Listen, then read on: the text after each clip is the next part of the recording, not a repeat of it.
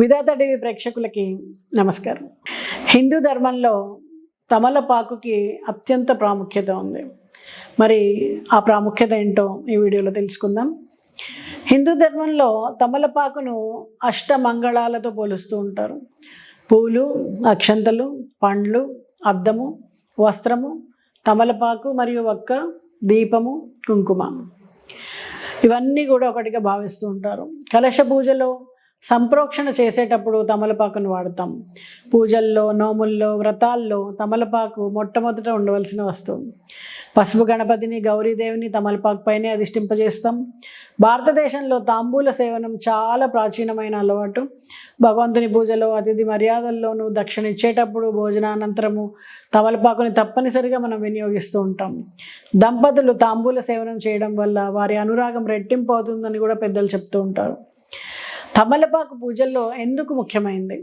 క్షీరసాగర మదనంలో వెలువడ్డ అనేక అపురూపమైన వస్తువుల్లో తమలపాకు ఒకటని స్కాంద పురాణంలో చెప్పబడింది. శివ పార్వతులే స్వయంగా తమలపాకు చెట్లను హిమాలయాల్లో నాటారని జానపద కథలు కూడా చెప్తూ ఉన్నాయి. తమలపాకు యొక్క మొదటి భాగంలో కీర్తి, చివరి భాగంలో ఆయువు, మధ్య భాగంలో లక్ష్మీదేవి నిలిచి ఉంటాయని పెద్దలు చెప్తూ ఉంటారు.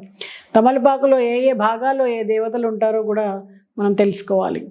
తమలపాకు పై భాగంలో ఇంద్రుడు, శుక్రుడు ఉంటారు. సరస్వతీదేవి మధ్య భాగంలో ఉంటుంది. తమలపాకు చివర్లో మహాలక్ష్మీదేవి ఉంటుంది. జ్యేష్ఠాదేవి తమలపాకు కాడకి, కొమ్మకి మధ్యన ఉంటుంది. విష్ణుమూర్తి తమలపాకులో ఉంటాడు. శివుడు, కామదేవుడు తమలపాకు పై భాగంలో ఉంటారు. తమలపాకులోని ఎడమవైపున పార్వతీదేవి, మాంగళ్యాదేవి ఉంటారు. భూమాత తమలపాకుకి కుడి భాగంలో ఉంటుంది. సుబ్రహ్మణ్య స్వామి అంతటా వ్యాపించి ఉంటాడు అని శాస్త్రాల్లో చెప్పబడింది. మరి ఇంతటి దేవతా శక్తిని కూడినటువంటి ఈ తమలపాకుని సేవించడం, అలాగే దక్షిణలో, తాంబూలంలో, పూజల్లో వాడడం ద్వారా ఆ సర్వ దేవతల యొక్క శుభాశీస్సులు, సిద్ధి మనం పొందుతాం. అందుకే మనం తమలపాకుని ఇంత విశిష్టంగా పూజల్లో వాడుతూ ఉంటాం.